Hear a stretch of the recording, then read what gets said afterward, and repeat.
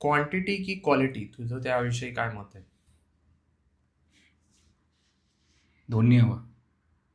त्याचा म्हणजे समतोल कसा साधायचा? म्हणजे एक्स्ट्रीम असून उपयोग नाही. म्हणजे मी एक कोणाचं मागे वाचलेलं, हम्म, काय होतं माहिती त्याच्यामध्ये, की रशिया हम्म. रशिया वर्ल्ड वॉर 2 मध्ये जर्मनीकडे क्वालिटी होती. म्हणजे खतरनाक ते पॅन्झर टँक्स वगैरे असायचे अच्छा, एकदम. तू बघितलं सेव्हिंग प्रायव्हेट रॅन नावाचा पिक्चर बघितलाय? बघितला नाही पण माहिती मूवी आहे. तो हा, हा. खतरनाक. हे बॉर्डरचं एक कॉपी केले, मला माहित नाही बॉर्डर त्याच्यावरून कॉपी केलंय की तो बॉर्डरवरून. अच्छा, एकदा बघ तो कधी आलाय. मला वाटतं सेव्हिंग प्रायव्हेट रॅन जुना आहे, 1998 आहे. आणि बॉर्डर तर कारगिल युद्धावर आहे ना? ना ना बॉर्डर लोंगेवालावरती आहे. मी बॉर्डर नाही 1900. बघितलेला. बॉर्डर नाही बघितलं काय काय बॉर्डर पण. नाही बघितलेला. शी बॉर्डर मस्त पिक्चर बॉर्डर आहे. 97 आहे, बॉर्डर आधी आला. हा, मग बॉर्डर बॉर्डर आधी आला. बॉर्डरचं कॉपी केलं तसं सीन. आपण तो सेम आयडिया दोघांना पण येऊ शकली, काय माहित नाही काय केले. अच्छा. पण त्याच्यामध्ये ना जेव्हा पॅन्झर टँक येतो हा, दाखवलं एकदम जमीन हादरायला लागते, थरथरतं सगळं, हा, हा, हा. रणगाडा एंट्री मारतो ते. तर मी ऐकलेलं की वाचलेलं मला आठवत नाही आहे, पण त्याच्यात कसं होतं की जी रशियाकडे क्वालिटी नव्हती पण क्वांटिटी होती. ओके. आणि खूप क्वांटिटी होती. म्हणजे त्यांच्याकडे असं होतं की ते प्रोडक्शन खूप करू शकत होते. जर्मनीकडे ते नव्हतं. जर्मनी क्वालिटीवरती फोकस करत होती, चांगल्या क्वालिटीचे हत्यारं बनवत होती. पण त्यांच्या क्वालिटीला ह्यांच्या क्वांटिटीने ओव्हरपॉवर केलं. अच्छा. बरोबर मी व्हिडिओ बघत होतो त्याच्यात डिफेन्स अनालिस्ट सांगत होते की जर भारतावरती उद्या चायनाने हल्ला केला तर मग काय मॅटर करेल की क्वालिटी भारताचं सगळं चांगलं आहे की म्हणजे आता काही ब्रह्मोस आपण मारतोय पिन पॉईंट पडते. पण त्यांनी सांगितलं की त्यांनी समजा प्रोडक्शन करून एका वेळेला भरपूरच खूपच विमानं पाठवली त्यांनी, म्हणजे अति पाठवली, तर मग आपल्याला तेवढं आपलं पण प्रोडक्शन हवं. ते इस्रायलचं पण आयर्न डोमचं तेच झालं ना, त्यांच्यावर आयर्न डोम जोरदार आहे त्यांचा, पण त्याच्यावर इतक्या अस्त्रांचा मारा झाला की शेवटी काही पडलेच. हा हा. मग ते म्हणून ती गोष्ट होते ना की तुझं पोटेन्शियल आहे चांगलं करण्याचं आणि तुझं पोटेन्शियल आहे करण्याचं, म्हणजे काहीतरी करण्याचं. मग आपण म्हणतो की जोपर्यंत चांगलं होत नाही तोपर्यंत मी ती गोष्ट करणार. आपण परफेक्शनिस्ट होतो. मग परफेक्शनिस्टकडे जायला लागल्यावर आपण काहीच होत नाही, आपण नुसतं पोटेन्शियल बनून राहतो. बसून राहतो आपण हातावर हात घेऊन की अरे अजून माझं नीट नाही झालेलं. हां मग तेच आपण एखादं काम करत राहिलो तर पॉसिबिलिटी आहे की हळूहळू ते काम चांगलं होत राहील. मग हे समजायचं कसं की आपली गुणवत्ता आता सुधारायला हवी किंवा सुधारतीये आणि आणखीन सुधारायला हवी, या दोन्ही गोष्टी कशा जुळून आणायच्या, त्याविषयी तुझं काय मत आहे? मला वाटतं आपल्याला कम्पेअर करायला लागेल. एक तर ती एकच गोष्ट सतत करावी लागेल ना आपल्याला. जर एखादी गोष्ट आपल्याला बघायची की सुधारली की नाही. आता जसं माझं हँडरायटिंग, अक्षरलेखन, शुद्ध लेखन आहे, अक्षरलेखन म्हणणार ना, हस्ताक्षर कारण शुद्ध लेखनमध्ये ते वेलांटी काना मात्रा ते सगळं. शुद्ध लेखन म्हणजे तुझं अक्षर चांगलं असूनही तू शुद्ध लेखन खराब करू शकतोस. पण मग हस्ताक्षर सुधारायचे तर मग माझं काय की मी आधी जे काही लिहिलंय आणि आता काय लिहितोय कम्पेअर करूनच मला कळेल की क्वालिटी चांगली झाली की नाही. आणि जर स्वतःबद्दल असेल तर ते मी इंट्रोस्पेक्शन करून कळेल की एक मी वाचलं होतं असं की आपण जेव्हा स्वतःचे जुने लेख वाचतो किंवा काही जुनं काम पाहतो, कोणीतरी कलाकार असेल आणि त्याने स्वतःचं जुनं काम पाहिलं, इंग्लिशमध्ये होती पोस्ट की यू शुड क्रिंज. असं वाटायला शी मी हे काय लिहिलंय, शी मी हे काय काढलं. कारण तसं वाटणंच या गोष्टीचं द्योतक आहे की तू सुधारलायस. जसं आपल्याला आपला जुना व्हिडिओ बघून वाटतं आपला जुना व्हिडिओ हे काय केलं तो आता आपण युट्यूबवर ठेवलेला नाही. मी जाऊन पाहिलं, मला वाटलं फक्त 4-5च कमेंट्स आहेत, खूपच होत्या कमेंट्स. खूप होत्या कमेंट्स आणि सगळ्यांनी ना शेवा घातल्या होत्या की काय करताय. पण उलट आपण नीट केलं असतं, आपल्याला तेवढी अक्कल असते किंवा कोणी गायडन्स दिला असता. नाही, आपण तेव्हा थोडे बेधडक होतो ना, म्हणतो अरे आपण हे पाळणार नाही, काय कुठलेही फिल्टर्स पाळणार नाही, फिल्टर नाही पाळायचे, कुठले सोपस्कार, कुठलेही शिष्टाचार वगैरे काही पाळायचे नाहीत. आपण जसं नेहमी बोलतो त्या शैलीत आपण बोलायचं, हे ठरवून आपण ते करायला गेलो. आणि त्यावेळेला मराठीत असं टाकणारे पण जास्त नव्हते. 2016ची गोष्ट आहे. कोणीच नव्हतं कदाचित. हां, कोणीच नव्हतं हां, YouTubeवर. आणि तेव्हा मला वाटतंय काय माहिती आहे की तेव्हा आपण या ह्याच्यावरती नव्हतो की आपल्याला स्वतःला सुधारायचं. हं.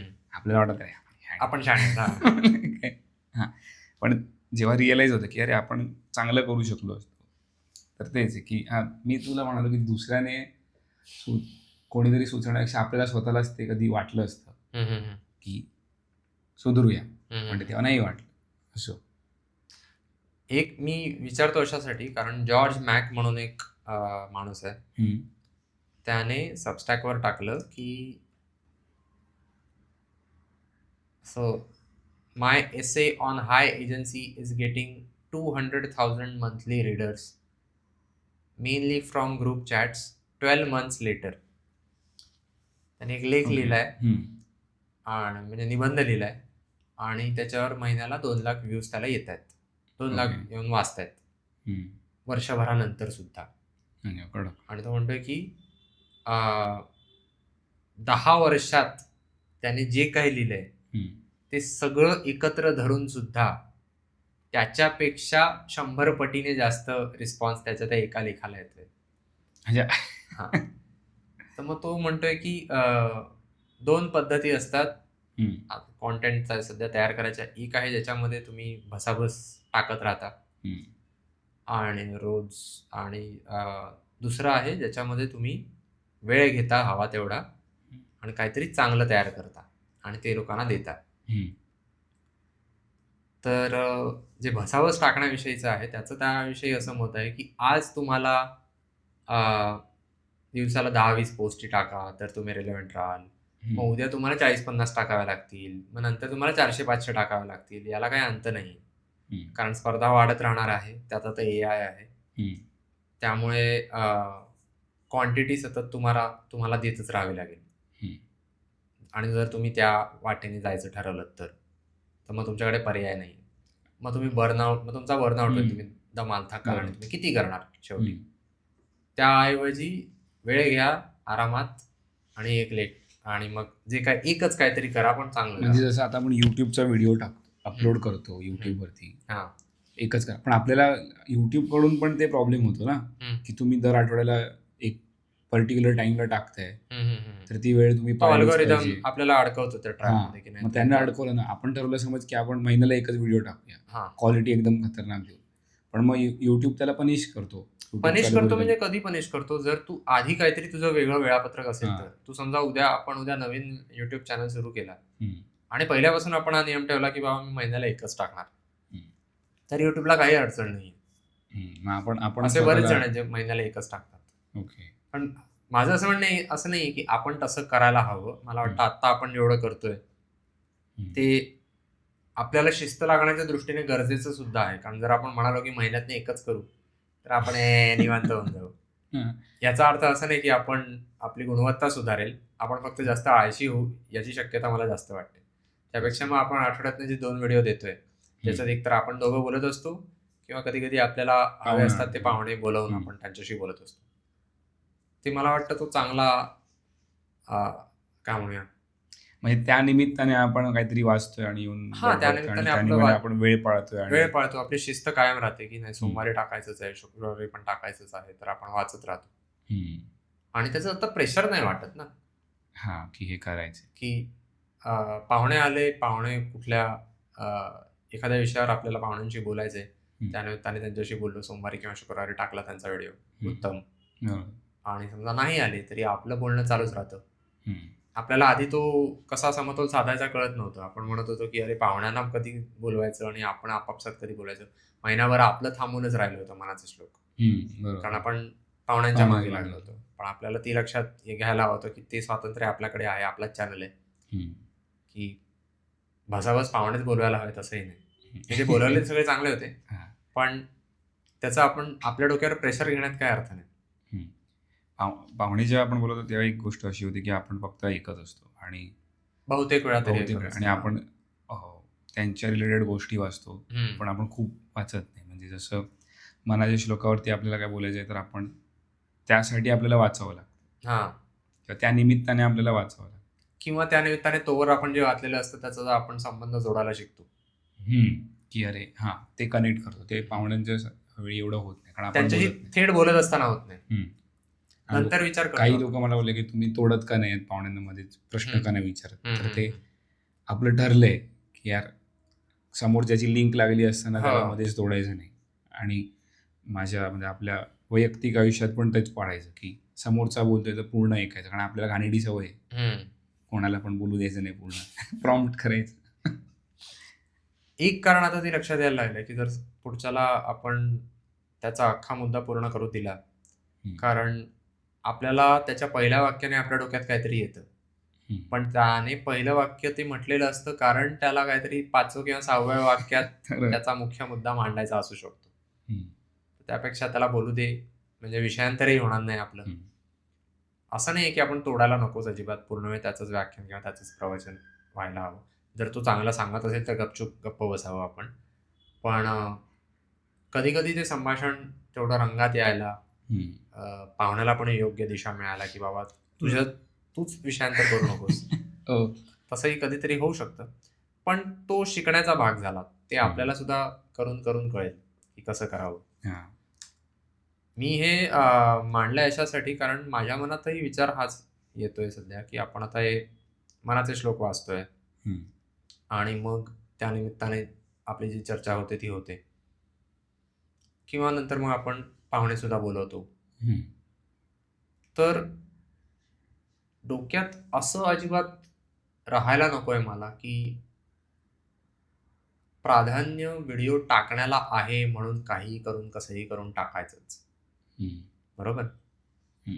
जे काही आपल्यात सुद्धा जे संभाषण होईल चांगलं व्हायला हवं, त्यातनं आपल्याला काहीतरी मिळायला हवं विचार करायला की अरे हां, आपण मागच्या आठवड्यात या विषयावर बोललो होतो, माझ्या डोक्यात राहिलं, त्यावर मला आता असा उपाय सुचलाय किंवा नवीन प्रश्न पडलाय, काहीतरी त्यातून आपल्याला मिळायला हवं, असं चरवण करायला डोक्यात. रवंथ झाला पाहिजे. म्हणून मग आपण ठरवलं ना मगाशी की आपण फॉर्मॅट चेंज करूया पुढच्या व्हिडिओपासून थोडा, की वाचून येऊया काहीतरी ब्रॉडर. हां, म्हणजे फार बदल नाही होणार. हां, म्हणजे वाचून येऊया काहीतरी वेगळे पुस्तकं जी वाचतोय आणि मग बघूया की मनाच्या श्लोकाला ते लिंक होते. हां, नाहीतर असं एक अडकायला होतं की अरे आता मी जे वाचतोय त्याचा या श्लोकाशी संबंध नाहीये, तर मी याच्यावर चर्चा कशी करायची, आम्ही याच्यावर चर्चा कशी करू आणि हा श्लोकात मी कुठे काहीतरी कसं तरी घुसवू कसं ते, आणि मग ती बळजबरी स्वतःवर झाली तर मग एका अर्थी ते चांगलं अशासाठी आहे कारण त्याने संबंध जोडण्याचं कौशल्य आपलं वाढतंय. पण आपण एक प्राधान्य मला वाटतं या गोष्टीला द्यायला हवं की आपण जे वाचतोय त्या बाबतीत आपल्याला स्वातंत्र्य आपल्याकडे राहायला हवं. एक दुसरं म्हणजे आपल्याला उजळणीचं स्वातंत्र्य आपल्याकडे राहायला हवं. त्यानिमित्ताने आपली आठवड्यातनं 1-2दा उजळणी होते. उजळणी होईल. तू जर नवीन वाचतोय तर ते मला कळेल. मी जे काय वाचतोय नवीन तुला न पुस्तकं वाचता आपण तुला सुचवू कळेल. शकतो एकमेकांना. पुस्तकं न वाचता पण कळतील एकमेकांना. परत वाटलं खूपच चांगलं पुस्तक आहे तर सजेस्ट पण करू बरोबर शकतो तसं. की हे वाचच किंवा असं एक त्याविषयी सांगितल्यामुळे फरक पडू शकतो. आता मी तुला सकाळी जो मेसेज पाठवला तो मला या अटेन्शन स्पॅन नावाच्या ग्लोरिया मार्क याने लिहिलेल्या पुस्तकात मिळालेला. अटेन्शन स्पॅनवरचं पुस्तक आहे. मी आत्ता त्याचा फक्त प्रस्तावना वाचून झाली आहे. सकाळीच वाचायला घेतलं मी. अच्छा. पण मी मागच्या आठवड्यात वाचायला घेतलं होतं, पण 1-2 पानं वाचून मी थांबलो. म्हटलं बाकी पण गोष्टी वाचत होतो. त्यांनी पण मिहाय चिक्सनमिहाय यांच्या फ्लो विषयी सांगितलेलं आहे. फ्लो प्रचंड लोकप्रिय पुस्तक आहे. फ्लो आहे माझ्याकडे. तू ते वाचतोयस की वाचून झालंयस फ्लो? नाही, फ्लो माझं वाचून नाही झालेलं. थोडं जड आहे ते, म्हणजे असं समजायला जड नाहीये. त्याची भाषा मला तेवढी, आता जेम्स क्लिअरची जेवढी ओघवती आहे ना, तशी मला तितकी ओघवती वाटत नाहीये. ओके. मला वाटत नाही. फ्लो टाकलं तर फ्लो गाणं आलं, फ्लो व्हिडिओ आले, मुली नाचतायत. Flow by Mihaly, spelling MIHALY. Mihaly. Okay. Mihaly उच्चार आहे त्याचा, पण मिहाली. अच्छा. सायकोलॉजी ऑफ ऑप्टिमल वर्कफ्लो असेल पुढे. हे ऑप्टिमल वर्कफ्लो असेल ना. Psychology of optimal experience flow. अच्छा. मिहाय हा रशियन वगैरे आहे काय? चेक आहे मला वाटतं. वारला तो. अच्छा. अलीकडेच झाली मला वाटतं 4-5 वर्ष. ओके. मी हिचं काय सांगणार होतो, एक मिनिट हा. फ्लोचं तू सकाळी मला मेसेज पाठवलास ना? तो फ्लो बद्दलचा नव्हता, तो फोकस. पुस्तकात. हा, हे Focus. बघ, इथे modern myths about our distraction, त्यात पहिलं लिहिलंय की we should the first myth is that we should always try to be focused when on our computers. When on our computer. Computers, and in that way we can be productive. We should feel guilty if we can't focus. Okay. This is a myth, असं तिचं म्हणणं आहे की हा एक समज आहे, गैरसमज आहे की but it turns out that focusing for lengthy periods of time, especially without breaks, is not natural for most people. पुढे पण ती म्हणाले की आपण जसं ती काय म्हणाली की विदाउट ब्रेक्स आपण Naturally. स्वतःकडनं ही अपेक्षा ठेवतो ना की दिवसभर माझा फोकस टिकून राहायला हवा, त्यासाठी मी काय करू, तो वाढवण्यासाठी हा. मी काय करू. तर तिचं म्हणणं आहे की दिवसभर फोकस टिकवून ठेवणं ही अपेक्षाच चुकीची आहे. ओके. ती जसं आपण स्वतःला दिवसभर तिनेच पुढे मांडलंय की तू जर दिवसभर व्यायामच करत बसलास तर तुला त्रास होणार तुझ्या शरीराला, रिकवर नाही होणार. रिकवर नाही होणार तू. तर ते तसंच फोकसचं आहे की तू दिवसभरातला थोडासाच वेळ तुझ्या वैयक्तिक क्षमतेनुसार द्यायला हवास. एखाद्या गोष्टीवर मन एकाग्र करण्यासाठी जेवढी ती शक्ती खर्च करावी लागते आपलं लक्ष केंद्रित करायला कुठल्याही विषयावर, ती दिवसभरात आपल्याकडे मर्यादित असते. मला तसं थोडं इच्छाशक्तीच्या बाबतीत सुद्धा वाटतं, पण इच्छाशक्ती बाबतीत हवं तर आपण नंतर बोलू. नाही, मला बघ काय वाटतं, तिने कामाबद्दल लिहिलंय ना, तर मी काम जेव्हा करत होतो त्या मला असं वाटतं की अरे एकदा सुरू झालं, लिंक लागली, मला लागली, मग मला असं होतं की थांबू नकोस, हे करत राहा. कारण मी काहीतरी समज मी एखादी गोष्ट क्रिएट करतोय तर मग त्या प्रोसेसमध्ये चालू राहू दे, कारण मेंदू तिकडे लागले. पण जर मी एखादी गोष्ट ग्रहण करतोय, म्हणजे वाचतोय, शिकतोय काहीतरी, मग त्याच्यामध्ये तिने जो नियम मांडला ना तो मला लागू पडतो. म्हणजे तो मला वाटतं तो खूपशा लोकांना तसंच असेल की 45 मिनिट्स किंवा 30 मिनिटाच्या वरती तू एखादा गोष्ट सतत शिकू शकत नाही. तिने त्याबद्दल, आता मी प्रस्तावनेवरच सांगतोय, कारण माझी सकाळी वाचायला घ्यायचं तर फक्त मी प्रस्तावना वाचत नाही. पण प्रस्तावनेत तिने मांडलंय की मी पुढे पुढे हे सांगणार आहे वगैरे. त्यात ती म्हणते की जे सृजनशील लोक आहेत, आर्टिस्ट, कलाकार, काहीतरी नवीन क्रिएटिव्ह कल्पना शक्ती लढवून काहीतरी करतायत, अशा लोकांसाठी हा नियम जास्त लागू होतो. कारण त्यांना तेवढा वेळ सतत तो खर्च डोकं पूर्ण वेळ चालू ठेवावं लागतं की आता काय करू, आता काय करू, आता काय करू. आणि ज्यांचं काम बऱ्यापैकी यांत्रिक झालेलं असतं त्यांना हे तितपत लागू होत नाही. कारण तू एक्सेल वरती वगैरे काम तू करतोय, पूर्ण वेळ जर तेच करत असशील, तुझा रिपोर्ट तयार करणं हे तुझं काम असेल किंवा काय एंट्रीज करणं हे काम असेल, बरोबर, तर एकदा तुला तो पॅटर्न लक्षात आला की तुला तुझं डोकं नाही वापरावं लागत. मग तुला काम चालू ठेवायचं. फक्त ते काम चालू ठेवायचं, मग ते बऱ्यापैकी यांत्रिक होतं. तर तिने 2 गोष्टी सांगितल्यात. एकतर त्याला हे लागू होत नाही तितकं, फोकस बद्दलच म्हणाली होती ना, आणि दुसरं ती म्हणाली की ते वाईट आहे असंही नाही.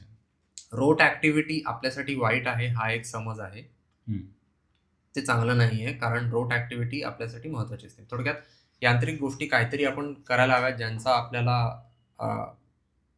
मला वाटतं त्याचा संबंध सवयींशी असावा. मे बी की अशी कुठली तरी सवय ज्याच्यात आपण डोक्याला आराम देतो पण आपलं काम चालू राहतं. जॉर्ज मॅकनेच म्हटलं होतं की depression hits a moving target. Moving target म्हणजे एका जागी आपण बसून राहिलो तर आपण निराश होतो, लवकरात लवकर आपण उदास व्हायला लागतो, आपल्याला आपला मूड खराब होतो, ते होतो. सतत जर आपण हालत राहिलो अक्षरशः शरीरानेच, तर मग आणि काहीतरी करत राहिलो तर मग आपल्याला आपण नैराश्याने ग्रासले जात नाही. ते कामगार लोक डिप्रेस्ड होतात का कधी, असं म्हणजे जाऊन विचारायला हवं. कारण एक मुलाखत पाहिली होती त्याच्यात तो म्हणजे आपलं आयुष्य खूप चांगलं आहे ना कामगारांपेक्षा, तसं बघायला गेलं तर असं काय सांगता येत नाही. आपण आपल्या दृष्टीने ते चांगलं आहे.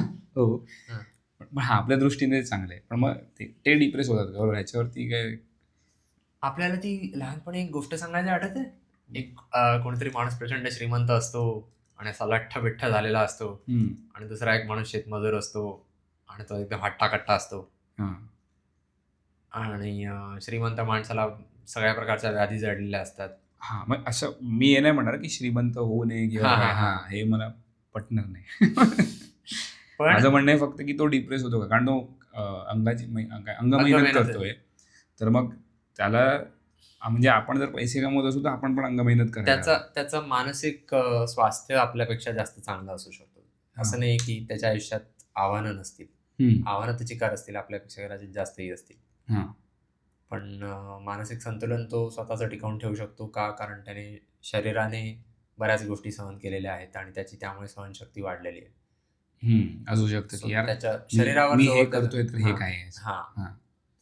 एक मी मुलाखत पाहिली होती. मला वाटतं एशियन बॉस म्हणून चॅनल आहे. हं. कदाचित त्याने घेतलेली मुलाखत होती ती मुंबईतली.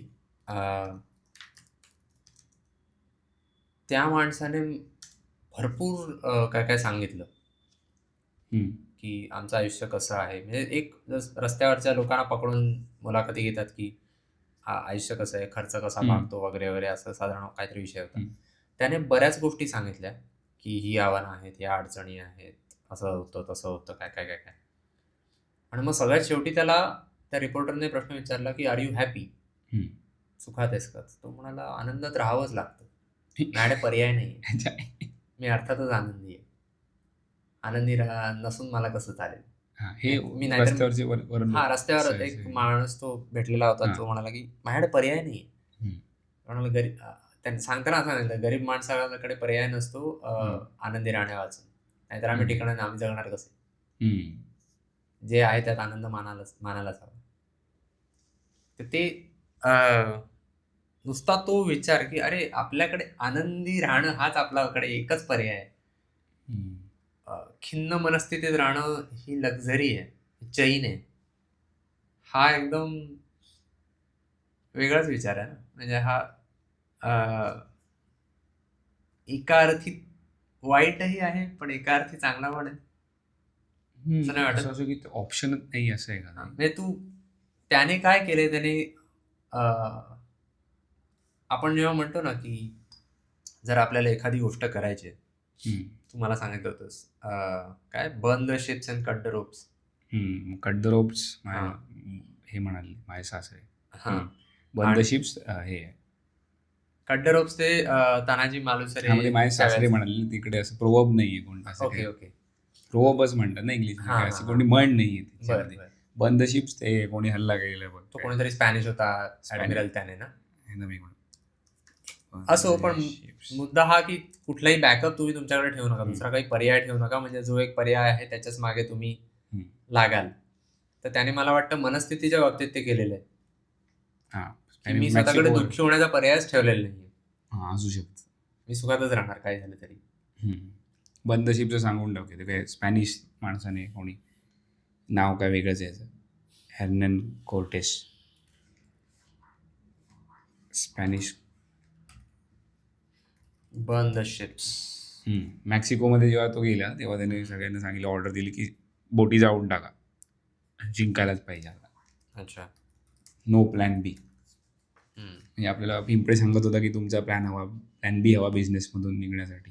ते बरोबर आहे, एक्झिट प्लॅन असायला हवा. किंवा हे ते स्टॉक ट्रेडिंग करताना काय स्टॉप लॉस लावू नका वगैरे म्हणण्यासारखं झालं थोडंसं. प्लॅन बी असायलाच हवा. पण ते तुम्ही कुठे कधी लागू करता त्यावर आहे. म्हणजे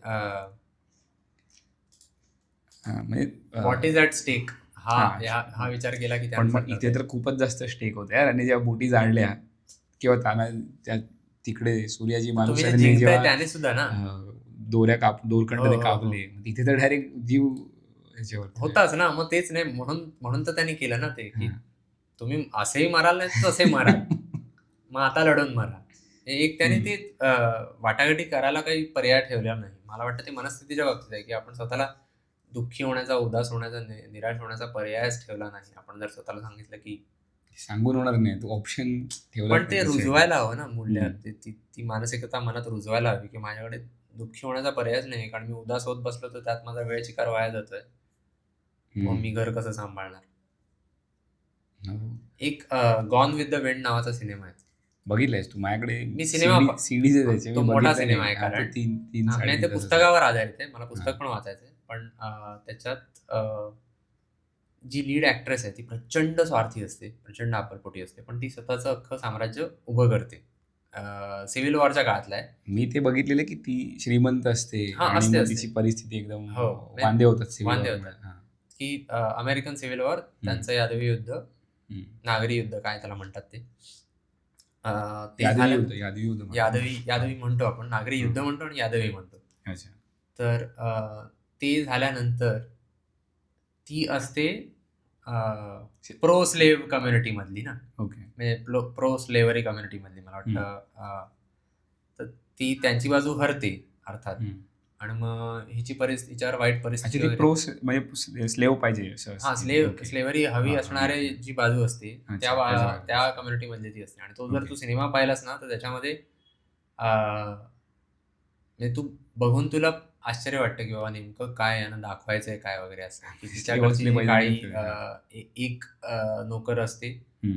एक तिच्या पूर्ण बाजूची असते. ती ती पहिली काळी ॲक्ट्रेस होती जिला पुरस्कार वगैरे मिळाला अच्छा, हॉलिवूडमध्ये असं. ओके. 1939 चा सिनेमा आहे ना तो. हां, बरोबर. आणि मग दुसरी एक दाखवलंय, दुसरं पात्र दाखवलंय, ती प्रचंड आळशी वगैरे असते. हं. असं वगैरे पण दाखवलंय. पण ते ते माहीत नाही आता त्यांनी नेमकं हं. काय दाखवायचं होतं त्यांना ते त्यातनं. पण त्यात एक सीन असा आहे त्या सिनेमात, की अं, काहीतरी तिच्या डोक्यात येतं असं, की मला रडावंसं वाटतंय का काहीतरी असं तिला वाटतं. हं. तिची थांबते, म्हणते आय डू इट लेटर आणि कामाला अच्छा. लागते. ओके. दुसरं एकदा असं काहीतरी होतं, की तिला शेतात गाजर सापडतं. हं. आणि सापडल्यावर ती इतकं असं म्हणजे काय म्हणतात, अधाशीपणे ते खाते. हं. अशी एकदम खाते, खाते, खाते, हं. फटाफट खाते आणि मग स्वतःच्याच शेतात. आणि मग तिला जाणीव होते, की अरे आपण इतके भुकेलो होतो, हं. की आपण कोणाचाच विचार केला नाही, कसलाच नाही, आपल्या घरच्यांचा नाही, काय नाही, काय नाही, काय नाही. हं. असंच खाऊन मोकळं झालो. तर मग ती प्रतिज्ञा करते, की मी पुन्हा कधीच भुकेली राहणार नाही. अच्छा, ओके. हां. पण मग ते ते ती तिची पहिली प्रतिज्ञा आहे. तोवर ती प्रचंड इमॅच्युअर दाखवली हं. असते. त्यानंतर ती स्वतःच्या म्हणजे स्वतःचं डोकं चालवून अख्खं स्वतःचं घर परत उभं करते. उभं करते. हां. अच्छा. तो मी बघितलं नाही, पण मला बघ तू, तुला तुला पुस्तक तिचा पण राग पण येईल. तुला हं. वाटेल काय येडच्या मुलगी आहे. पण नंतर मग तीच जोरदार मोठी होते. Gone with the wind. मला वाटलं ही लव्ह स्टोरीवरती आहे काय? नाही खरं तर. म्हणजे तिला आवडत असतो एक माणूस हं. आणि ती दुसऱ्याला आवडत असते आणि अच्छा. ते सगळं बरंच आहे त्यामध्ये. ओके. ते अँगल आहेत. पण मुख्य मुद्दा वेगळाच आहे त्याचा. तर ते असो. ओके. मुद्दा हा की ते कितपत चांगलं आहे हा पण एक मुद्दा आहे, की एका हां. अर्थी आपण स्वतःच्या भावना दाबतोय, असाही अर्थ होऊ शकतो ना. आता याच लेखिकेचा अटेन्शन स्पॅनचंच तिने जी लेखिका आहे, ग्लोरिया मार्क, तिनेच पुढे सांगितलंय, की स्ट्रेस लेव्हल तिची वाढत होती, वाढत होती, वाढत होती. ती म्हणत होती, की कधीतरी I have to pay a price for this, कारण ती खूप मल्टीटास्किंग करत होती. हं. तिला स्टेज 3 कॅन्सर झाला. हो. आणि मग हे पुस्तक लिहिताना म्हणाली, 14 वर्ष झाली मी आता कॅन्सरमधनं मुक्त आहे. पण माझ्या लक्षात आलं, की प्रोडक्टिव्हिटी हा गोल असणं बरोबर नाही. हां. लाईफ बॅलन्स, हेल्दी लाईफ, काहीतरी लिहिलं तसंच. तो गोल असायला हवा आपला. आणि मग लक्ष त्या हिशोबाने आयुष्यात. अटेन्शनवरती विचार करायला लागली, की ओके. आपलं काम सुधारावं म्हणून आपला अटेन्शन स्पॅन सुधारावा, यापेक्षा बाबा आपलं डोकं ताळ्यावर राहायला हवं आणि आपली तब्येत चांगली राहायला हवी. त्या हिशोबाने आपण अटेन्शन स्पॅन आपलं सुधारूया. स्ट्रेस कमी व्हायला हवा. म्हणजे माझं हित काय ती माझी जी काय मला स्वतःला चांगलं ठेवायचंय, त्या दृष्टीने बाकीच्या गोष्टी असायला हव्या. हां. हां, म्हणजे पैसा कमवायचा आहे म्हणून मी मरत नाहीये. मला स्वतःला चांगलं राहायचंय म्हणून मला पैसा कमवायचा आहे. मग त्यासाठी मरणं काय अर्थ आहे त्याला? कुत्र्यासारखं काम करून. हां. लोकांच्या मनात उद्दिष्ट वेगवेगळी असतात. हं. कोणाला मुलं असतील, कोणाला घरचे बाकीचे हं. असतील. हां. तर बाबा मला त्यांचं भलं झालेलं पाहायचंय. हां. मग मी त्यासाठी झिजलो बरोबर. तरी हां. चालेल. असं बरोबर. वाटू शकतो कोणातरी. तर ठीक आहे. हं. पण कधी-कधी असं होतं ना, की बस कमवतोय हं. किंवा मी का कमवतोय? कंपेअर करतोय. तो तेवढा कमवतोय म्हणून मी एवढा कमवतोय. मग मला जरा हे करते, कॉलर टाईट करतील की हां. बघितलं कमवतोय मी. ते मला वाटतं तरुणपणी जास्त असेल. एका हां. मर्यादेनंतर मला नाही वाटत मी तरी तुलना करणं कधीच बंद करून टाकलं. हां, म्हणजे पैसे कमवायलाच पाहिजेत. हां. पण मग ते तुझं आपण जे गेल्या एपिसोडमध्ये पण डिस्कस केलं की का महत्वाचं आहे. एक पॉवर ऑफ हॅबिट पुस्तक वाचलं ना मी हे मी तसं बऱ्यापैकी मला वाटतं किती एवढं वाचून झालंय. दुसरा चॅप्टर चालू आहे आता. अच्छा. पण त्याच्यात त्यांनी सांगितलंय की एक कुठली तरी सवय जे पहिल्या एका बाईचं उदाहरण दिलंय की ती खूप जाडी होती, म्हणजे लठ्ठ होती. तिचा नवरा एक दिवस अचानक आला आणि तिला म्हणाला की चल मला दुसरी बाई आवडली आहे, आपण डिवोर्स घेतोय. आणि बरंच त्यांचं म्हणजे लग्न बरंच झालेलं होतं. ती 16 वर्षाची असल्यापासून स्मोकिंग करायची, दारू बिरू पित होती, बरंच काय काय झालं. आणि तिच्यावर भरपूर कर्ज वगैरे पण होतं. आणि तिने ठरवलं की अशी लहर आली म्हणून की क्रेडिट कार्डवर अजून थोडंसं बाकी होतं, मॅक्स आउट करायचं होतं. तर इजिप्तला जाऊन आली. अच्छा. आणि इजिप्तमध्ये कैरोमध्ये बसून तिथे ती इतकी निराश होती की तिच्या रूमवर असताना ती अंधारात स्मोक करायला लागली. आणि तिच्या लक्षात आलं की तिने अंधारात सिगरेटऐवजी प्लास्टिकचं पेन घेतलं होतं आणि ती जाळत होती. आणि ओढत पण होती. ओढणं ते शक्य नाही, पण तिला ती लक्षात आलं की अरे आपण इतके आपण असे बेसावत झालोय किंवा आपलं लक्ष नाहीये स्वतःकडे. आणि मग ती उठली आणि मग परत काहीतरी ते शो पीस वगैरे काहीतरी फुटला, वास बीस फुटला तिथला आणि मग पडलं. आणि मग ती म्हणाली हे काय चाललंय माझं, मी आता बदलणार. आणि मग तिनं ठरवलं की मी इथे समोर तिला एक वाळवंट दिसत होतं. ती म्हणली या वाळवंटात मी पुढच्या वर्षी येणार आणि ट्रेकिंग करणार. ओके. कसं करणार, काय करणार मला नाही माहिती. वाळवंटात ट्रेकिंग करणार? हां, म्हणजे चालत चालत जाणार कुठेतरी. तिचं एक असेल ठरलेलं काहीतरी एक टेकाड असेल कदाचित तिथे. तिला ते करायचं होतं. परत मी इजिप्तला येणार आणि मी चालणार असं डोक्यात. त्यावेळेला शक्य नव्हतं, जाडी बिडी होती. हां, त्यावेळेला सगळं काहीच तिच्याकडे काहीच धड नव्हतं. आणि तब्येतीने पण चांगली नव्हती. जाडी होती ते झालंच, पण बाकी पण व्याधी तयार झालेल्याच असतात. मग तिच्या लक्षात आलं की जर ह्या सगळ्यासाठी आपल्याला जर एक गोष्ट सगळ्यात करणं महत्वाची असेल तर ती म्हणजे काय, तर ती आपल्याला सिगरेट सोडायला हवी. आणि ती वर्षभराने आली आणि तिने ते केलंच. नंतर ती बऱ्याच मॅरेथॉन वगैरे धावली. तिने तिचं परत नव्याने लग्न झालं. काय नाव दिलेलं तिचं काय? ती जे नाव दिलेलं आहे ते सुडोनेम आहे, ॲन काहीतरी. कारण ती लॅबमध्ये तिला बोलवलं होतं ना, लिसा ॲलन. म्हणजे खोटं नाव आहे. हां, खोटं नाव. तर पण ते लिसा ॲलन या नावाने तिचं उदाहरण फेमस आहे. ओके. तर मग त्याचा निष्कर्ष असा की तिच्यासारखे बरेच जण होते. ती सगळ्यात टॉपची होती. तिच्यासारख्या बऱ्याच जणांना बोलवलं होतं ज्यांनी स्वतःच्या सवयी सोडल्या. एक कुठली तरी सवय जी सोडायचा निर्णय घेतात आणि ती सोडल्यानंतर पूर्ण मग आयुष्य त्यांचं बदलतं त्याच्या आधारावर की मी ही सवय सोडणार, या सवयीमुळे माझं वाईट होतंय सगळं. ही जर एक गोष्ट मी बदलली माझ्या आयुष्यातली तर माझं अख्खं आयुष्य सुधारेल. या आत्मविश्वासावर माणूस कायच्या काय मोठा होतो. पण मग ठाम असलं पाहिजे. ठाम असलं पाहिजे.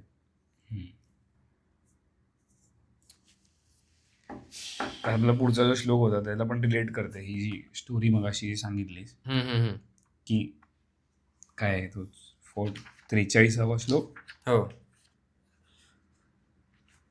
मी वाचू, तू वाचतोस? काय करायचं? वाचतो.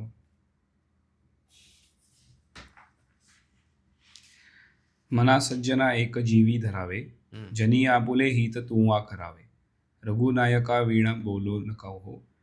परत वाचतो मी. मना सज्जना एक जीवी धरावे, जनी आपुले हित तुवा करावे, रघुनायका वीण बोलो नको हो, सदा मानसी तो निजध्यास राहो. तसंच आहे तिथे पण, कारण कधी कधी इथे चुकीचं एक थोडंफार फरक येतं. एक ऐवजी एक आहे, नायिका वीण आहे. हां, बाकी ठीक आहे. पण ते आहे ना की यार एक फोकस ठेव आणि हम्म. तुझं हित तू कर, जे त्या बाईने केलं. हो, स्वतःचं स्वतः ठरवायला हवं. हम्म. कारण आपण जन्माला येतो तेव्हा आपली पहिली सगळ्यात मोठी जबाबदारी हीच असते की आपण आपलं हित साधायचं. म्हणून आपण रडतो बिडतो, काय काय करतो, अटेन्शन सीक करतो. हा, पण म्हणजे हा. आपल्याला प्रश्न पडतो ना की अरे मी का जन्माला आलोय, का जन्माला आलोय. आपल्याला बाकी काही असं नसो, जगात अख्खा बदल घडवून आणायचा असं नसो. मुख्य जबाबदारी आपल्यावर जी आलेली आहे ती ही की आपण स्वतःचा नीट सांभाळ करायला हवा, अशा रीतीने की आपण इतरांचं नुकसान करत नाही. अशा रीतीने की आपल्या आजूबाजूच्या जगाला आपला नाश करावा असं वाटतं. हा, तुझी सत्सद विवेक बुद्धी जागी ठेवून, जागी विवेक जागा ठेवून तुझं हित साध. म्हणजे दुसऱ्याचं काहीतरी चोऱ्या माऱ्या करतो आणि स्वतः हित साधतोय, ते होणारच नाही. कारण जर मी जर दुसऱ्याला त्रास दिला तर म्हणजे तेच ना, दुसऱ्याला त्रास न देता तुझं स्वतःचं हित साध. का? कारण जर मी दुसऱ्याला त्रास देऊन स्वतःचं हित साधायला गेलो तर कधीतरी ते माझ्या अंगाशी येणार. तर मला जास्तीत जास्त काळ जगायचंय, जास्तीत जास्त काळ मला चांगलं जगायचंय. तर चांगल्या मार्गाने चांगल्या गोष्टी करून आणि जिथे स्वतःला काय म्हणतात, स्वतःला जपणं गरजेचं आहे तिथे तसं जपून सुखात राहणं. बरोबर. इथे हा तुझा प्रायमरी, म्हणजे तुझा पहिली गोष्ट ही आहे, प्राधान्य की तुला स्वतःला सुधारायचंय किंवा तुझं हित करायचंय. आणि तुझं हित होईल कसं, तर सुधारून होईल. तू आपण ज्या स्टेजला आहोत, आपण जसं मगाशी डिस्कस करतो 2016 मधला व्हिडिओ, हसतोय काय तर जर आपण सुधारलो नाही तर हित होणार नाही. आता आपण जे काही कंटेंट बनवतो युट्यूबवरती, हे असंच करत राहिलो तर तेवढेच व्ह्यूज राहतील. जसं जसं आपण सुधरू, व्ह्यूज वाढतील की आपलं काय क्वालिटी वाढेल. क्वालिटी वाढलं तर ऑफकोर्स हित पण होईल. त्याच्यामध्ये व्ह्यूज किती म्हटलं तरी एक दुय्यम भाग झाला त्यातला. क्वालिटी वाढली की आपल्याला जे हवंय ते साध्य करता येईल ना. आता आपण मनाचे श्लोक वाचतोय, त्याने आपल्या मानसिकतेत जो फरक पडतोय आणि त्याने आपल्या वैयक्तिक आयुष्यात आपल्याला जो फायदा होतोय तो पुढे द्विगुणित व्हायला हवा, तो आणखी पटीने वाढायला हवा, घातांकाने तो नंतर वाढत जायला हवा. हा, म्हणजे व्ह्यूज एक भाग झाला. जर मला हे अजून चांगलं करायचं असं ठरवलं तर मग मी बाकीच्या गोष्टी जर ठरवलं की आपण लिहितोय किंवा बोलण्याची प्रॅक्टिस करतोय, कधी जाऊन हळू बोलायचं, मला अजून हळू बोलायचंय, की मला ही गोष्ट काढून टाकायची आहे की अरे मला काहीतरी असं ओकल्यासारखं बोलायचं, की तो फटाफट बोलण्याचा स्पीड का होता. आपण मागे पण डिस्कस केलं ना की आपण ग्रुपमध्ये असतो, आपल्याला वाटतं आपण जर बोललो नाही पटकन तर मग कोणतरी दुसरा काहीतरी आपल्याला बोलायला मिळणार नाही. आणि आपण ते त्याच्यात असतं की मला आधी बोलू दे. अरे माझं एक, मी जास्त छान आहे, माझं एक. मग ते जर बंद झालं तर चांगलंच आहे. म्हणून मला प्रश्न पडायचा आधी बऱ्याचदा की ग्रुपमध्ये असताना मला मजा येत नाही, पण त्या ग्रुपमधल्या प्रत्येक माणसाबरोबर जर मी एकट्याने फिरलो, एकट्याने गप्पा मारल्या तर मला मजा येते.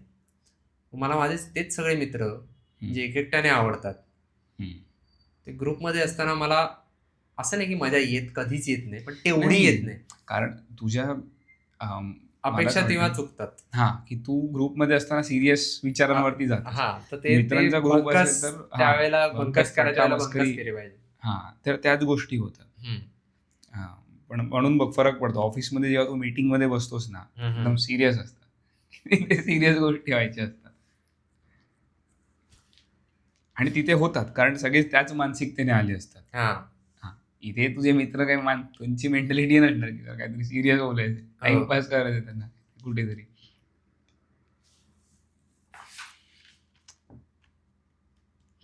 हा झाला 43वा श्लोक. अजून काय मांडायचं तुला? हेच आहे की आता मला एक याच्यावरती मुद्दा मांडायचा होता की आपण जेव्हा लहान असतो, म्हणजे जेव्हा लहान होतो तेव्हापासून समज मी एक व्हिडिओ बघितलेला त्याच्यात की लहान मुलं पडतात तेव्हा त्यांचे आई बाबा अचानक रिॲक्शन येतात, अरे बापरे हे काय झालं असं काहीतरी, तर मग ते मूल रडायला लागतं. पण जर त्याला तेवढं रिॲक्ट केलं नाही तर ते बाळ उठतं, जे काय असं टोडलर बिल्डर ते उठतात आणि बघतात की अरे काय नाही, ओके, ते पॅन्ट बिंट झटकतात, ओके पडलो. मग तेच आहे की आपल्याला जेव्हा सतत सवय लागते लहानपणापासून की आपण पडल्यावरती कोणतरी आपल्याला हात द्यायला उभा आहे, मग ती मानसिकता आपली तशी बनत जाते. कुबड्या घेऊन जगायची. कुबड्या घेऊन जगायची. हां, म्हणजे थोडंसं आरक्षणाच्या बाबतीत पण होऊ शकतं, की तुला जर गरज नाही आरक्षणाची तर तू स्वतःहून कर. आरक्षणाचा मार्ग सोडून दे. आरक्षणाचा मार्ग सोडून दे. तू स्वतः ट्राय कर, अरे मी हे करू शकतो. त्याच्यात आत्मविश्वास पण वाढणार आणि तुला फायदा होणार त्याचा भविष्यात. कारण तू कुठे मोठ्या अडचणीत सापडलास, तुला वाटणार आहे काय मी स्वतःहून आतापर्यंत आलो हे करत, हे काय नाही, हे पण एक सॉल्व्ह करेन मी गोष्ट. आरक्षण म्हण किंवा अफर्मेटिव्ह ऍक्शन म्हण, त्या सगळ्यांमध्ये एक मोठी गडबड ही असते की जो त्या व्यवस्थेचा फायदा घेतो आणि पुढे जातो, त्याला हा प्रश्न तर नेहमीच पडत असणार की मला माहितीच नाही की मला समजा या संस्थेत प्रवेश मिळालाय, तो माझ्या कर्तबगारीवर मिळालाय, करेक्ट, की यांना वाटतंय हे लोक माझ्यावर उपकार करतायत म्हणून मला म्हणजे मिळालाय. कोणीतरी तुझी क्यू करून तुला मदत करते. तर पण ते ठीक आहे, म्हणजे ज्याला एकदमच गरज आहे, जिथे ते स्पष्ट असेल ना, की आता समजा ओपन साठी 75% आहे आणि माझ्याकडे समजा कास्ट सर्टिफिकेट आहे पण मी 85% काढलेत, तर मला माहिती आहे, ओके बाबा मी पात्र आहे. तू मागे मला नक्कीच. तू मला एक मागे तो पण एक मुद्दा सांगितलेला, पण सगळ्या की मग ते संस्था कधी निकाल देत लोक नाहीत. उलटा विचार पण करतात, की अरे ह्याला आरक्षण आहे, आरक्षण घेत का नाही, हा दुसऱ्यासाठी सोडतोय ते मी एक पाहिलं की हा लबाड आहे. तसं नाही, म्हणजे काहीतरी, हां. विशेषतः जे आरक्षित वर्गात येतात ना, त्यांची गोची ही होते की त्यांनी जर आरक्षण घेतलं तर लोक म्हणतात की अरे लायकी बरोबर, नसताना झालास तू, आणि जर आरक्षण घेतलं नाही तर म्हणतात ओपनची सीट खाल्ली. हां. मग करायचं काय या माणसाने? तो एकटा माणूस तर व्यवस्था सगळी बदलू नाही शकत. भले त्याला काय पटत असेल नसेल, त्याचे जे विचार असतील नसतील, पण त्याची इच्छा असून सुद्धा तो मग त्या व्यवस्थेतनं बाहेरच पडू शकत नाही ना, तो पण हे अडकलेला आहे. करेक्ट, हे नुसतं आरक्षणाच्या बाबतीत लागू होत नाही. हा जो श्लोक आहे की तूच हित करायचे तुझं. तर आता आपण बघतो बा, भैया लोकांना पण शिव्या घालत असतो. ते भैया येतात रस्त्यावर भेळवेळी विकतात, ते कोणाचं आरक्षण घेत नाहीयेत, कोणाकडे मदत मागत नाहीयेत की काय करा, आणि ते स्वतःच्या हिमतीवरती काहीतरी करतायत. इथे 4 गाडी घेतात, फ्लॅट घेतात, हफ्ते भरत असतील, काय ते असतील ते भरत असतील, पण ते करतायत ना. ते तिकडे एखाद्या, आता आपल्याला वाटतं की तो माणूस सँडविच बनवतोय, तो उभा राहतो तिकडे रस्त्यावरती, मी त्याला विचारलेलं की तू काम कब करताय सुरू, तो बोला मी सकाळी 5 वाजता सुरू करतो, म्हणजे ते चटण्या बनवायला. तो विकायला येतो संध्याकाळी 4 वाजता तो विकायला येतो. बघून काय वाटणार की हा 4 ते 10 बसलाय, मस्त, म्हणजे त्याला तो मला सांगत नाही, तो बोलतो मी 15-20 हजार कमावतो, पण तो 25-30 कमवतोय महिन्याला. पण ते करायला आपल्याला बघून वाटेल की अरे 4 ते 10 मध्ये अरे कडक, दिवसभर मी झोपून राहीन आणि एवढा वेळ काम करेन. पण तो सकाळी 5-6 वाजता उठतोय, चटण्या बनवतोय, बाकी काय करतोय, सगळ्या तयारीला लागतोय. त्याच्या मागची प्रोसेस आपल्याला दिसत नाही तिथे. मला पण आता इथे 2 पोरं आहेत, एक 20 वर्षाचा भाऊ आहेत, एक 20 वर्षाचा आणि एक 24 वर्षाचा. तो मला काय म्हणाला की अरे ते घरी जाऊन डिलिव्हरी वगैरे पण देतात, स्वतः चालत जाऊन. अच्छा. पण त्याचे पैसे घेतात. तो मला म्हणाला की अरे मी इथे 15,000ला एक पोरगा पण ठेवू शकतो, पण पोरं टिकत नाहीत. मी त्याला आज कामावर ठेवला, 2 दिवसात तो गायब होईल, मग मी त्याच्यावर अवलंबून नाही राहू शकत. मग ठेवण्यात अर्थ काय? हे तो काय विकतो? पाणीपुरी, शेवपुरी, जे काय हेच तर आहे ना. अरे कितीतरी गोष्टी आहेत ज्याच्यामध्ये पैसे वगैरे कमावता येऊ शकतात, पण आपण रडत राहतो की नोकरी आपल्या. आणि मी हे पण विचारलं की तुम्ही हफ्ते देता का, तर नाही, फक्त त्यांचे काहीतरी ओळखी करून ठेवलेले आहेत, त्यांना कधी काय मदत लागली तर करतो, राजकीय ओळखी, पण हफ्ता वगैरे नाही द्यावा लागत. मी नाही म्हणते की लोकांनी जाऊन शिवपुरी पाणीपुरी विकायला हवी, मला म्हणणं आहे की आपलं हित आपणच करू शकतो, आणि ती बाहेरची लोक येऊन करतायत, आणि हे आपल्याला पण लागू होतं. आपली लोक बाहेर जाऊन तिकडे वेटरचं काम करतात, म्हणजे अमेरिकेत वगैरे जाऊन. मला तो असं पण नाही की त्याच्यात दंभ आहे किंवा काय. मला वाटतं प्रश्न हा पडतो शेवटी की जेव्हा आपण आपलं गावातनं बाहेर पडतो, गावातनं शहरात, आपल्या एरियात, आपल्या भागातून आपण बाहेर जातो, तेव्हा आपण मेहनत घेतो. कारण आपल्या डोक्यात हे असतं की जर मी एवढा सगळा खर्च करून किंवा एवढी मेहनत घेऊन इथवर आलोय, तर इथे जे मला साध्य करायचंय ते मला काही करून साध्य करायचंच आहे. ते होतं. आणि अजून एक गोष्ट, मला पणाला लावलेल्या गोष्टी खूप जास्त आहेत माझ्याकडनं. मागे गावात लोकांनी अपेक्षा ठेवलेल्या असतील, काही असेल, मी स्वतः एवढं सगळं मागे सोडून आलोय, तर मला आता स्वतःला सिद्ध करायचंच आहे. मागे सोडून एक झालं. दुसरी गोष्ट अशी होती, आता जसं मी हैदराबादला होतो, म्हणजे इथून मुंबईतून मी हैदराबादला गेलो. माझे खूपशे मित्र होते, आम्ही मुंबई सोडणार नाही. कंपनी यायचं तर बसायचं नाही इंटरव्ह्यूला. हैदराबादला असताना मला काय वाटणार की मी तिकडे रूमवर जाऊन परत करू काय. घरी आहे तर मला वाटते की चल घरी जातो, आई बाबा आहेत, दादी विदी आहे, माझी फॅमिली आहे. तिथे काहीच नव्हतं ना. मग विचार करतो चल अजून थोडं एक्स्ट्रा काम करतो, एसी मध्ये बसतो. घरी गेल्यावर तिकडे त्या रूमवरती एसी नव्हता, उन्हाळ्यात उकाडावाई, तिकडे हैदराबादला बेकार असतो. मग मी विचार करते रे पैसे पण वाचतील, इथेच ऑफिसमध्येच खाता पण येते. मग हेच तुझी मानसिकता थोडी बदलते. म्हणजे मुंबईच्या बाहेरून येतात ना, आता जे आपले इथे ऑफिसेसमध्ये काम करत असतील, ते रूमवरती वगैरे राहत आहेत रूम घेऊन, त्यांना पण सेम वाटतं की मी जाऊन करू काय. म्हणजे असंही असेल की एकांत शेवटी खायला वाटतो माणसाला. मग तू तिथे काम विचार येतात की मी काय करतोय माझ्या आयुष्यात वगैरे वगैरे. त्यापेक्षा मी थेट काम केलं तर बाबा तो एक प्रकारे डोकं बधीर करण्याचा मार्ग झाला. आता माझा मित्र कॅनडाला गेले, इथे तो काहीच करायचा नाही, म्हणजे करत होता, पण एक जॉब झाला की घरी येऊन आराम, जरा चिल. तिथे तो 2-2 पार्ट टाइम जॉब वगैरे करतोय, काय काय करतोय. आणि तिथे त्याला तोच प्रश्न ना, मी रूमवर जाऊन करू काय. अच्छा.